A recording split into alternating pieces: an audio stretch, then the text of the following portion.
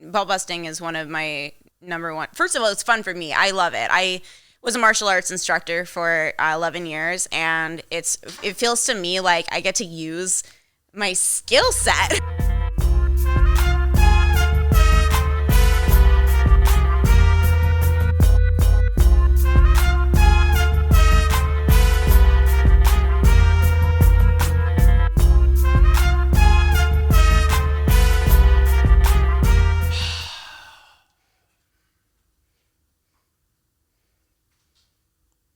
Fox. One syllable. That is what I have for you today, Patreon. I've got a special guest in the building. Ladies and gentlemen, we got right into it. Fox, the lovely, the beautiful. Fox is in the building. Let her hear it, ladies and gentlemen. Let her feel it.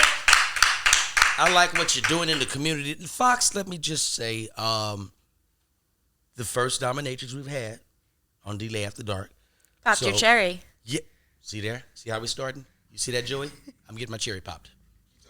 She told me about the goddamn gun line. I didn't even know. She told me, listen, I knew that you're very opinionated. I knew you're very strong. You're dominant.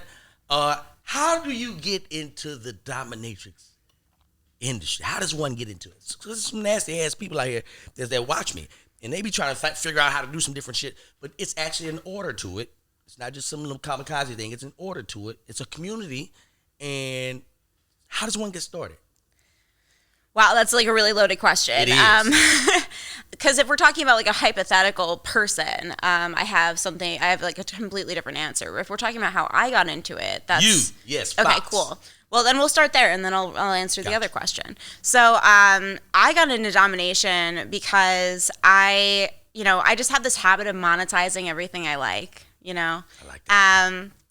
And so I had a partner. I was dating somebody, and they asked me if I wanted to be a little bit more dominant in bed. And I was like, I'd never had an opportunity to dominate somebody before. I had been helping co-lead some kink discussion groups in Philadelphia for a number of years before that. And I was just like, well, heck, whatever. Let's try it. And years later, he described that night. He said that it was like I had picked up a basketball and realized I was Michael Jordan. And it really felt that way. It was just so natural for me, and it was so easy and creative and fun. And it gave me like a puzzle to work on that I just like, it lit me up. And I was just like, well, like maybe I can, see what I can do about this. And I found the online community, and then I found the in-person community, and I trained and I educated myself, and I became a professional. Okay. What's the wildest, nastiest shit that you had requested? Because I know you get a lot of wild shit. Like, you get a lot of shit. What do you say no to? Like, what is your... Okay, now, what's your gun line? What is her gun line? Tell us about the gun line, Fox. Yes, Fox. What's your where you drawing the line? I draw the line at submissives seeing my genitalia or my nipples. I've like alluded to my nipples before. I'm sure people who are on my OnlyFans know what my nipples look like just through shirts. But generally, yeah, like if it involves them seeing my genitalia, then it's just a no-go for me. I also don't enjoy doing penetration with people who are new. If they are new to me and I don't trust them to have cleaned their butt. Why the ass? Like, you doing something with the ass? Like, well, I mean, most of my clients most of my clients are submissive males generally. And he's a heterosexual man. Depending. I mean, I think that, gender's a spectrum, and, sexuality is a spectrum. And I think that it's difficult to say that like any person is just doing it for, one reason or the other, because there are a lot of people who are like very heterosexual, very much like only attracted to femmes. And then there are some people who are, kind of like questioning their own sexuality. And so like, I can't say that for them it would be heterosexual, because if they're questioning their sexuality, then, Right. That's already something else. Yeah, that's already something else. But yeah, no, I think that it's difficult to say like what's the nastiest thing I've ever done. Because my nasty and your nasty is gonna be two totally different categories. I don't know. Well, not only that, but like your nasty, my nasty, and then the nasty of the person who paid me to do something are all going to be three different things. They gotta pay you for this abuse. Absolutely. People who meet me, they're just like, "Oh, but you're so nice," and I'm like, "Yeah, you're not paying me." See, yeah. Then you like I'm off the clock. I'm not gonna be mean for free. Are you kidding me? So that's the thing. Let me tell you how I found out about Dominatrix. The show called Billions. Billions is about a billionaire hedge fund guy named Bobby Axelrod, and the U.S. attorney is married to a lady that he's hired as his psychiatrist for the company. Long story short, the U.S. attorney who's married to the psychiatrist, has a fetish with Dominatrix, and him and his wife join in on it, but he gets overboard with it. He's like, I'm leaving the wife sometime. I'm going to get my ass beat by myself. Yeah. That's really what, and I was just like, wow, they really, and he was paying like it was such a, she was stepping on him with heels and shit. And Yeah. Fox, that's what, I mean, you gotta, I'm such a virgin to this topic, so I don't really know, so excuse my ignorance, I don't know nothing. Yeah, well, I'm going to pop a lot of your cherries tonight, I think. You brought equipment with you too. A little bit. Not much. Not all of it. You didn't bring not much. Yeah, okay. I really only brought a couple of things. Okay, let's see what you got. Let's see all right, what we got. Some of the things you use when these dudes pay you to beat the shit out of them. Well, let's start with something that I like to use as a scene collar. setter, because I think that not every submissive likes to be collared. However, for a lot of submissives, it's really erotic and really just like it makes them feel at home. It makes them feel like cared about, like, that ownership of like, oh yeah, like, no, you're mine, right, feels really comforting for people. And so like having some sort of physical reminder on them throughout the session can sometimes feel really, it can just heighten everything for like the whole experience. Do you let these people talk? Do I let them talk? Yeah, can they talk? Depending. So you have had some sessions where nobody say shit, you just there dominating it. Sometimes, sure. It depends on what we've talked about ahead of time too. Because if we've already done a lot of that talking ahead of time, generally, yeah, no, I'm not gonna do like a crap ton of talking in the session. A lot of the times I'm talking to them, but they're not really responding to me, or I'm, most of the time I do have like verbal commands. So like if I hit someone, they say thank you, or hard. You hit them. I do. With shit, or you just depending. You could bare hand punch them if you want to. Yeah, absolutely. I prefer bare hands. I've definitely played boxing with somebody's balls before. Like I saw a porn one time where they lied. They put a dude in the turnbuckles and they beat the shit out of his balls. And like, yeah. And he was loving it. They were kicking it. They was doing all kind of. Mm-hmm. Okay, so you have done that. You beat people's balls up. Absolutely. Yeah, it's like a. What's up, good people? Hey, listen. I'm not trying to interrupt the flow, but I got to stop y'all, and we'll get right back to the money right after this. I don't know if y'all know this, but the boy's got his own merch. And when I say the boy's got his own merch, he's got his own merch. Take it in. Yes, right. We got to take it in hats. We got to come get this nigga hoodies. If you can go over to ItsDLai.com and get all the merch that you see behind me, you can have it. That's right, people. I want to thank you guys for liking and subscribing. And make sure you go over to Patreon for the exclusive, uncut, unhinged material. Only for y'all on Patreon. Thank y'all. Get back to the money. Ball busting is one of my number one. First of all, it's fun for me. I love it. I was a martial arts instructor for 11 years, and it feels to me like I get to use my skill set. Okay, so you busting balls and whatnot. Mm-hmm. Okay, so you're a martial artist and you've been punching people balls, and they pay you. Well, not always punching. I do a lot of kicking. You kick the balls too. Honestly, people enjoy. You got shoes on, or you bare feet kicking?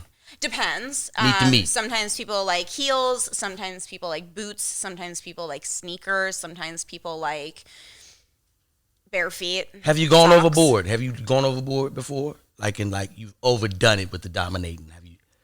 No. You know to stop. You know when. If anything, I'm actually overly cautious. Are you drawing blood? Are you drawing blood from these people? I have. You have drawn blood. Yeah, actually, this tool right here, this is called a Wartenberg pinwheel. Now, you'll see them in a lot of different styles. One style is just like one single line of spikes. And sometimes people do think that is a better sensory experience. This one, I really like it. It does have a double head and it's got, I think 9. Where does that go? Anywhere. So I just sanitized this. I have a little spray bottle of alcohol. Okay. And so if you want, you can feel how it feels here. Okay. So this would be a sensory.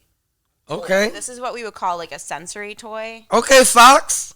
And it feels kind of nice. I like right? that. But I can see where it could rip my damn skin off. Yeah, so like on me, let me show you. Ah. I just really dig it in there. Yeah. Then you can see I've just drawn blood. Yeah. So like, I wouldn't use this again on you now that I've broken skin with it. I wouldn't let you. Without sanitizing it first. Oh, okay. So I like that. See, I like the way you're keeping up with everything clean. I could sanitize this like right now. I was sprayed down with alcohol, and then I would feel comfortable using it on you as a surface level thing, but I probably would want to do a more in-depth sanitizing later. But yeah, no, this can definitely draw blood. You can use it pretty much anywhere. You can use it on someone's back. You can use it on someone's like sometimes I like to combine it with spanking. So I'll spank somebody and I'll get them really I'll get the skin in one area of their butt like really, really, really sensitive. And then I'll just kind of go very lightly over it with the Wartenberg. Nobody wanted it on their balls though, right? Oh, I've done that. Yeah. Well, and so there's something called a vampire glove. My nail broke. I'm like so distracted by it. So a vampire glove is a glove that has spikes coming out of it, like on the palm side and the finger side, so that you can actually just like grab somebody by the balls with the spikes like right into their, and that's called a vampire glove. It's a vampire glove. Yeah, so we've got there are a lot of really fun toys in domination. I mean, one of the reasons that doing hands versus toys is most people who are really professional are going to use both. Most people who are really professional are going to use both their hands and toys interchangeably, because one of the things that most people look for in a session, specifically if they're sessioning multiple times with the same dom. How long are the sessions normally? Generally around an hour. An hour? You whooping ass for a whole hour? Yeah. And but you're not sexually active with until you get to norm. I'm not sexually involved with any of my clients. Okay, so it's just strictly just you dominating it. I do, yeah. It's just. And do you get off on this? I'm actually asexual, so I don't have I don't experience sexual attraction. Wait, hold on, stop everybody. Stop! Stop! Don't nobody move. Don't nobody drink shit. Don't nobody smoke shit. She's asexual, which means that I don't experience sexual attraction, very specifically. So, a lot of people have conflated romantic and sexual attraction. Okay. But they are very separate things for a lot of people, most people. I'm not going to say most people. I look at it like there's a scale. Most people look at it like there's a scale of asexuality and then there's like what's normal. I don't look at it that way. I look at all of sexuality as a scale from hypersexual to asexual. And I do think that the reason that people think there is like a normal sexuality is because most people are on the average of hypersexual versus asexual. So I think that most people like enjoy sex an amount that is moderately like between hypersexual and asexual. Hypersexual meaning that you're just craving sex all the time. You have like the highest sex drive, like you need sex. It's just like all you can think about. And then asexuality being like sometimes total sex aversion or repulsion. Not for me. I do enjoy sex. I enjoy sex with my partners. I enjoy sex with How many people partners do you have? Well, currently I have one. You have one. How many? How big can the roster get? So I practice something called relationship anarchy, which is a non-hierarchical form of relationship building. Break it down for me. I'd like to hear this shit. Talk to me. The woman's mind is open. We can go anywhere together. Yeah. Yep. This is an adventure for sure. All the things I love talking about, we're hitting on just one after the other. So, relationship anarchy is the idea that that relationships are not hierarchical. That every relationship that we have with anybody is completely incomparable to any other relationship that we have with anybody, and also completely defined by the people inside the relationship. So, like, I have somebody who I call like my husband, and we're not married, right? But we love each other so unconditionally, and like he's gonna be in my life forever, and he's always gonna be like that person for me. Like I have somebody who I call my wife, and like we don't like vagina. So here's another fun thing about asexuality is that when you're asexual, you experience little to no sexual attraction to anybody, which means that you're actually experiencing equal attraction to everybody. Because if you're not sexually attracted to people, so like if I'm not attracted to like a vagina or a penis, then I'm equally attracted to both vaginas and penises. Okay. So I'm romantically interested in like everybody. Like I love romance, and I love people, and I love taking care of people, and I love people taking care of me. Me too. And yeah. It's special. It's a bond, and I think that that's actually one of the things I love about domination too. You also believe that women should be able to sell pussy. Like sure. you believe the woman should be able to sell her pussy at whatever value she chose. If she want to discount it for 4th of July weekend celebration, if she want to do something for whatever, I would do a markup, not a discount. Okay, you marking it up For holiday weekend. Okay, we just hypothetically speaking. Not really hypothetically, because it may come into fruition at some point in the future. If pussy goes on sale, or it becomes able to be distributed to the masses without any penalties, it's a transactional situation. None of that. We don't want none of that. We don't want none of that at all. We're looking for decriminalization, not regulation. We don't want no regulation of this. Yeah. What's the pussy price is gonna start off at? Let's just skip. Let's start, because I know it's gonna be a different markup because everybody is gonna be different levels of it. Well, it's not that I wouldn't say different levels necessarily, because I'll say levels because it's gonna be different types of women. We're gonna attract certain type of guys. Like Absolutely. I already know, like it's gonna be some lower level coochie being sold $35, $45. I don't know that I think there's a thing as lower level coochie, but if there's a lady that's selling hers for $500 and you're selling yours for $35, I think you should know that there is a difference in prices of the vagina. So you gotta know that I'm not there yet. So I got a lower level of coochie. My coochie ain't there yet. Here's the argument I'm gonna make for the person who's selling their vagina for 35 or for the 35. Gotcha. Is that perhaps this punani seller is a new person to sex work and wants to build up a roster of good clients that she can gradually raise the price. $35 can, you know what I mean, can stretch. Yeah, for sure. If you keep stacking it, if you keep stacking $35, you can get somewhere. Generally, I will say that most likely you're not, if you're looking for like a professional prostitute. Would you call them that? If we just in the hypothetical, so hypothetical actually, right now. Not hypothetically, it's called full service sex work. That's what they call it. It's like FSSW, it's full service sex work. Online workers. Yeah. So it's like if you practice full service sex work, then typically what that means is that you are offering all sorts of sexual services or most sexual services. Okay, let me bring this back home and put this back in your lap again. 'Cause I don't want to generalize because we got you here. Your prices, because some people. I mean, we got to get to it. Yeah. We got to get to it. Because it's gonna be it's some nasty ass men that follow me. They drive trucks. Some of them work at funeral homes. Some of them, they got their own business. They got a lot of shit going on. Great, call me. So they're definitely gonna be hitting you up. Because they're very they're inquisitive. They want to find out. Okay, what's going on?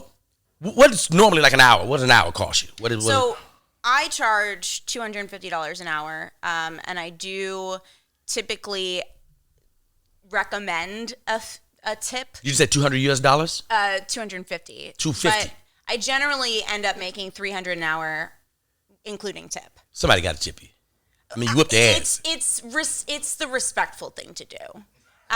You whip their ass. I mean, come on. Well, and not only that, but on top of that, they also, I personally, the way I roll it is that I have the deposit be the cost of the hotel room. So I have them buy me a hotel room for the session as their deposit, because in that case, the worst case scenario is that I just have a hotel room that I can film in or I can do whatever in for however long. Still monetizing. Right. And then they just don't show up and they don't pay me. But their deposit is non-refundable, so if they pay for you hear that, fellas? room, you're not getting it back. The money gone. Yeah. You hear me? It's out of there. Fox got it. It's that because here's the thing: is that if I'm making travel arrangements around you somebody, travel to whoop ass, right? Around somebody wanting me to whoop their ass, then I'm out if they don't show. How much time you give them? What's your grace period before I'm out here? Uber give you 4 minutes. Lyft give you 6, depending on if you're Uber XL or a black car. Yeah. Generally, they're really good communicators. If they're running late for a session, they will let me know. However, I will say that usually if someone is going to not show up, they're going to be a no call, no show. Right. They're just going to disappear at some point. But what I'll say is that I really don't pay attention to any session applications. First of all, unless they pay the application fee, which it says in the application what to do and how to do it. But most people just they actually just get off on filling out the form and they don't actually want a session with me at all. They just want to fill out the form. So I don't even open my spreadsheet for all of my real-time applications unless someone pays me. She got a spreadsheet. She got a spreadsheet for this. Oh, I've gotten so many spreadsheets. I've got Google documents for almost every sub. I've got limits charts that I have on archive. If somebody drops out and then comes back, I can look up all of the limits that they had and I can jump right back in when where they left off or whatever. Joey, there's a lot going on. There's a whole lot going on. Joey, are you into Dominatrix? No, I'm just into redheads and freckles. Like redheads? She's okay, cool. Because I know how your situation roll. I know how your whole situation roll. That's why I asked you. Then let me ask you a question. Have you ever been dominated? Have you? Yes. Do you like being dominated? Here's what I'll say is this is generally what I do say when people ask me this is that I don't want to do my job when I go home, that's my job. And people always say, "Oh, are you dominant in the bedroom?" And it's yeah, that's a fair question, but also no. No, it's just the opposite. It's probably just the opposite. Well, and it's the same reason that we have the trope of the high-powered CEO with the dominatrix is because it's somebody who's expected to be in control all day long and make decisions for all people, and all of these things depend on this person. They don't want to come home and be expected to do even more of that. They want one space in their life where they can just sort of zone out and just go with whatever they're told. It's the idea of being able to just not have to make any fucking decision. Get your ass in there to get naked on a dryer. Yeah. It's come in. Yeah. Kneel, take your clothes off, kneel, and then I go over. I like that. I just like it. I like that. It just feels good. I also to make the sure spirit. that they fold their clothes because often they'll just kind of take their clothes off and then throw them on the ground. You make them fold the clothes. And I'm no, we're not doing that. Okay, listen, because again, I know they're gonna be because leave me alone. I can't answer shit. Where can they find you? Because they're gonna be on my ass like I got the key. Stop. Y'all got to stop doing this with me with these ladies. I don't know. Where can they bother the shit out of you at? Like, where can they find you? Because I don't want these questions. I know they're going to ask me. So wherever she can find, where will you be? I'm a lot of places. One place you can find me if you have questions you want answered. No, I promise you, they don't have no questions. They want to get straight to the money. I promise you, they're getting straight to the money. I promise you. If you do have questions that you want answered, I do run an educational live stream on Instagram every Saturday at noon Pacific. And my Instagram is the same as all of my other social media, which is at Fox the Goddess, FOXTHEGODDESS. They're saying, where do I send my money to? They want to send that money to you. Yeah. If you're looking for... Yeah, get that money over to Fox. Because y'all going to be asking... Let me tell you, I'm sorry, but... Yeah. Because what they'll do is they'll ask me a ton of questions. So I'm like, I don't know. And then when I stop responding to them, then I'm Varnell Hill. You understand me? Shit, boy, I'm him. So I'm like, no. Lay it out for them. Lay it out for them now where they can get in touch with you. Absolutely. More importantly, tell them where they can hit that Cash App or that Young Venmo. Tell them that. So my Cash App is Fox Ryker, FOXRYKER. And I only accept tributes and or donations through Cash App. I do not accept payment for goods or services through Cash App. I do sell worn items. If you're interested in buying any kind of used or worn item, you can... Hold on. Stop, everybody. Stop drinking. Don't nobody smoke shit. I lied. I know a lot about this. I'm like, Joy, you seem like you... You keep saying you don't know nothing about it, but you be like, dirty draws. I know about that. So people, you sell like, so I'm just shooting in the dark. I don't know shit. So the underwear you have on now. Yeah. Somebody, you do have on underwear. Yes. Okay. The underwear you have on now, someone will purchase that. That's a thing. Yeah, so this would be, I would probably consider this under my, well, I mean, that's just people who like worn items. Nasty motherfuckers. You sound like. Sometimes it's about the scent. Sometimes it's like the scent is really intoxicating for a lot of people. Like they just, they love, I sell a lot of socks, a lot of worn socks. I have very pungent feet and it makes me a lot of money. I honestly love. They buy the socks. Oh my God, I love my sock boys. My sock boys, they're just like. They got names. Hashtag sock boys. They got fuck boys and they got sock boys. Yeah. Two different categories. Sock boy? Yeah. Yeah, I get a lot of photos of people. Like I'll mail them my socks and then I'll get like photos of them just like with my socks over their face, and they're like, I just want to live under this sock forever. What is a sock going for in the streets? Like how much does a Fox sock cost? I sell, I think one day worn socks. I think I sell for $50. I think that I do for one sock. No, for one day worn. So if I wear them for one full day, then I'll that's sell $50 them for $50 plus shipping and handling. She tearing y'all ass out the frame. Goddamn right, shipping and handling. She had to ship it and she had to handle it. Both of them. I probably do the handling and then the shipping, really. Wait, socks are big. They're huge. Oh my gosh, and shoes, worn heels. Oh my God, people love them. Okay, so what does the guy do with the heel? Like, if you got a heel in your hand, you sniff it. A lot of things. They can. They fucking your heels. They putting their dick in the heels. A lot of times they'll like end up putting them in their mouth. So they'll just like. I have a lot of sessions where I like to, if I am wearing some sort of heel to the session, like either a heeled boot or just like a regular heel.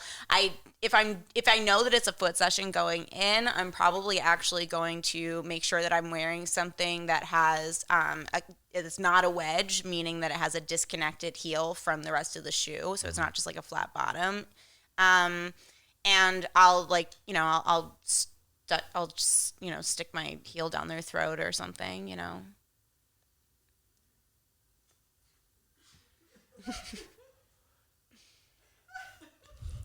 They pay you to do this. Yeah. Okay. You got to see how like this is a life for and me. Here's why they pay me to do it. It's because I'm a professional. So Right. Absolutely. Nobody's doubting that. Nobody's doubting that. You brought equipment. Nobody's doubting that. But here's the thing about being a professional dom, and this is actually why. I will get back to the point on full service sex work, because you asked me how I felt about people doing full service sex work. And here's what I think is that one thing that people don't realize full service sex work provides for people is like, there are people who are like, in their 30s or 40s or 50s and they're virgins and they're like, they really want like a special first time, but they just like don't have a partner that they trust, and like they want somebody who's not going to judge them and who's going to make them feel sexy and like loved even or cared about, and they can hire a full service sex work a full service sex worker to provide that for them. I agree. And another thing too is there are a lot of people with disabilities who feel like they are not sexy because of their disability, or they are. You can make them feel sexy. Well, I mean, like, generally, I'm not. That's You will not whoop a what dude in people a come to wheelchair me ass. for, If a wheelchair guy hired you, you whoop a wheelchair ass. Like absolutely, absolutely. Because here's why. Because if they're craving that, if that's what they're really like, all they want is for someone to, like, here's the mentality. Here's a possible mentality. Okay. Of somebody who has a disability and is hiring a dominatrix to inflict pain on them. I'll throw two possibilities at you. One possibility, bartender. One possibility is that the that goddamn bartender's going to get fired. Goddamn bartender is moving like Juvenile. Goddamn, it's slow motion. Slow motion. Because she don't think she could get fired is the problem. I'm sorry to cut you off, but I got to say this because the bartender's really, but she's like puffing her goddamn chest out as if. It's a very nice chest. She been thinking about going dominatrix on you. She said, I ain't pouring no more of these goddamn drinks. Yeah, that's exactly what's going on. See, I think the spirit of the dominatrix is rubbing off on the bartender. And the bartender is now thinking that she's dominating shit. That is what's going on in this facility. This is a facility. That's exactly what's going on. Honestly, I'm going to say no because... You like the bartender. Well, there's that. But also... there's that. A dominatrix would never not do something that they said they would do. Gotcha. Like, if a dominatrix, if a professional dominatrix... Like, here's the thing is, as a dom, my job is to be... You good? No, I'm not good. Let me tell you why I'm not good. The beverages that she's pouring me are don't fuck with me beverages. That mean I'm going to put so much shit in your glass till you don't want to fuck with me no more. Right. So you don't have to keep asking. It's a black thing. Black women don't like to be. Black women just do that. They do that. I'm sorry. Let me get back to it. You know what? I'm really feeling this energy of dominatrix that you're bringing to the set. I like it. We've never had it before. It's the first time, Joey. We've never experienced it at all. And we got some special guests that stepped into the building. A world-renowned producer. He only goes by letters. CH is in the building. We're going to shout out CH. I see you in the building, brother. He only goes by letters. His name is CH. And for my Patreon subscribers, don't you worry. I have more juice coming for you. Don't you worry. I also have the lovely Queen in the building. Yes, she's gone. She's here. She's here. Where is she? In the bathroom, naked. She's fixing herself up for the DLai After Dark episode. This is such a spirited conversation because I don't get a chance to have. Nobody does.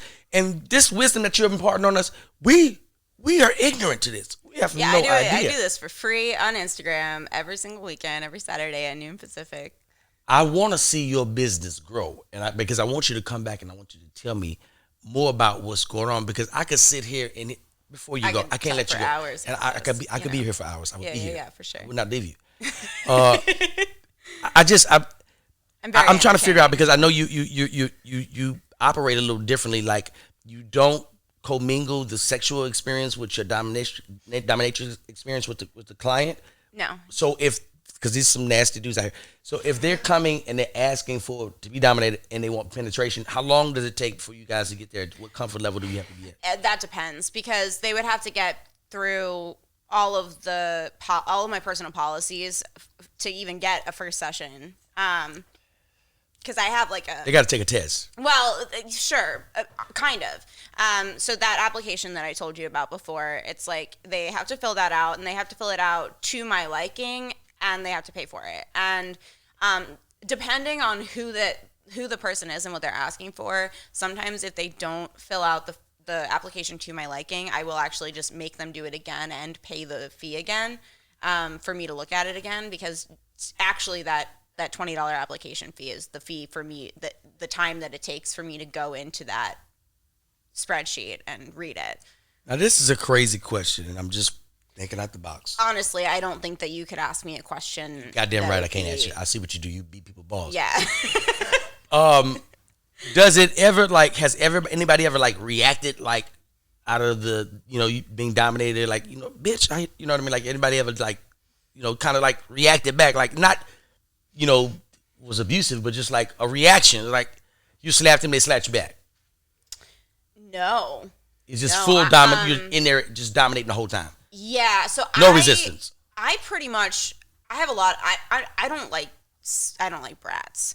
I don't like brats. If I tell you to jump, I want you to start jumping and then ask me how high. You know what I mean? Like, I don't want this, like, oh, you want me to jump? You want me to jump? Okay. Like, how high you want me to jump? No, I can't do that. It's like, punch him in the balls. That is too much. Punch him right in the balls. I'm like, just like bend over. Let me just like, get in there. But what do you mean get in there? I'll bend somebody over a bed with their balls and their dick like on the side of the bed, and then I'll just like, okay. So like they're bent over this way, right? Like here's their is the side of the bed, and then this is their legs, and then I just have them put their dick and balls on this side, and then they're just squashed up right against that bed, and right. It's just like a great target. So you needed a base. Yeah. To hold the balls in the dick against. Well, it depends. Struck the dick and balls. Sometimes people like the floppy action, And these guys they pay you. They have to because I have a skill set, and do you go to school for this, or you just you can yeah you can go to dom school? Absolutely. You can shadow under do you teach? Dominant dungeon. I teach. You need to understudy. I do teach. I teach some things. I have other friends who are better at other things and can teach other things. But generally, yeah, it's like I teach, and then I have people that I refer people to if what they're looking for is something that I don't offer. But generally, like, I love mental domination. I love impact play. One of the things I love about impact. Explain impact play. Hell yeah. Yeah. So impact play. Impact play is actually the umbrella term for pretty much any kind of like hitting, like what I was doing with the Wartenberg wheel, like any sort of like spanking or slapping or things like that. That's considered impact play. Wow. Okay. Here's the deal. I'm going to ask this question because, again, they nasty. Do you fly out? Because they want to. I do fly me too. Because they're going to want to fly you. If you're ever like looking at sex workers' profile and they say FMTY, that stands for Fly Me to You, which means that they will travel. But generally, they will travel if their travel expenses are paid for. So I will travel if my travel expenses are paid for. But also people who know my general tour routes, right? Because I do have like a you tour. Yes. So wow. Like yeah. So I a whoop ass tour. That is amazing. So like I will sometimes just tell people where I'm gonna be and when, and they know like places that I normally go, and so they'll just put in an application for the next time I'm in that area. So people who are interested in sessioning with me and don't have money to fly me to you, you can absolutely still apply for a real-time session. If you pay that $20 fee, I will look at it and I will see if I can't put that stop on a tour at some point. Like if I have like places that I go that are in that area or something like that, I can. This next question is for the working man. What's the absolute lowest that you will accept for a session? That's for because they got questions. $250 plus tip. You heard what she said. The same shit that I asked her when I asked her what the original cost was. So nothing is getting knocked off of it. Yeah, that's the lowest. Depending. So if they're booking a session with me and someone and another dom, like we would call that double domination. Dom. Yeah, double dom. So double domination sessions generally, depending on the client, like if the client, it's like, you know, a good client and I've sessioned with them before and, you know, they just like, or you know, sessioning with their dom all the time and their dom just like wants to bring me in for like a session or something like that. Right. Generally, like, I will lower my prices slightly for that because they are paying for two DOMs rates. So like sometimes I will knock off like $50 or something. Okay. Are there any black men in this? Yeah. There's black men getting their ass whooped? Yeah. Actually, if you go to iwantgoddessfox.com, you can watch. You got some footage? Yeah. Let me tell you what she just provided you with. Yeah. I have a 3-part foot domination scene. It's black dudes in there? It's me and the one person that I was with. Right. So it was a session that we recorded. And it's up in 3 parts, so you can buy how one part. How often are 3 black parts. dudes though, but specifically black? How often are black dudes becoming clients? Like, because I didn't know it was Joey. I didn't know. CH, are you into that shit? Are you? He said, unfortunately. That sounds like there's that still man, time. He said, still time. You heard her website. She got it. Yeah. You don't have to worry about the website. You can schedule a session in person. There's a It's worshipfox.com/realtime. Fortunately. You're not open to it, CH? You're too The scared. fact that you're too scared lets me know that you're open. See, because I'm like this. I don't want my ass whooped. Like I don't want to whip at all. Right. And I'm used to being, you know, the dominant figure in the bedroom anyway. So, not that I would like to watch some shit like that. Like, so do women get this done to them too, or is it just Yeah. No, I've had like honestly, my clients have really run the gambit. I've had clients from everywhere from like honestly like 21 years old to in their 70s, and I've had 70-year-old. You know what, Fox? You wrong for that. You whooping 70-year-old asses out here. He asked me to. He signed a bunch of he Speaking of sign, filled out some forms. There were some an NDA with any of the clients. With I haven't had to sign an NDA for any of my clients, not yet. I mean, like I'm sure that at some point I will get. You know, I live in LA now, so I'm sure that at some point I will get a client that I do need to sign an NDA for. But generally I haven't. No, well, Fox, how about yet. this? How about I'm already inviting you back for another I'm great. session. I will talk to you for hours. I believe that you're gonna get some of the clients from my fans. They're nasty. They're good. Guys. They got great. money. They got money. They're great. solid. The doctors, the lawyers, the truck drivers, funeral home workers. Some of them sell dope. Some of them they're real artists. Some of them just got out of jail. They got out of their feet. Some of them, Some of them gonna hustle up $250 so you can. You know, well, and and sometimes sessions aren't just like in a dungeon or in a tip her. Yeah, tip her. Shit, stop talking. The session is over. Stop talking. You pay her, okay? Pay that goddamn woman a tip. You think? Because we think when we be talking some slick shit, we saying so we should link up and after. No, we're not. We just linked up. When I beat your ass, we was linked. Right then. Ladies and gentlemen, this has been another fabulous episode. I want to thank our guest, Fox. Ladies and gentlemen, one more time for Fox. Let her hear it. And we're going to put your information down below where we can see it.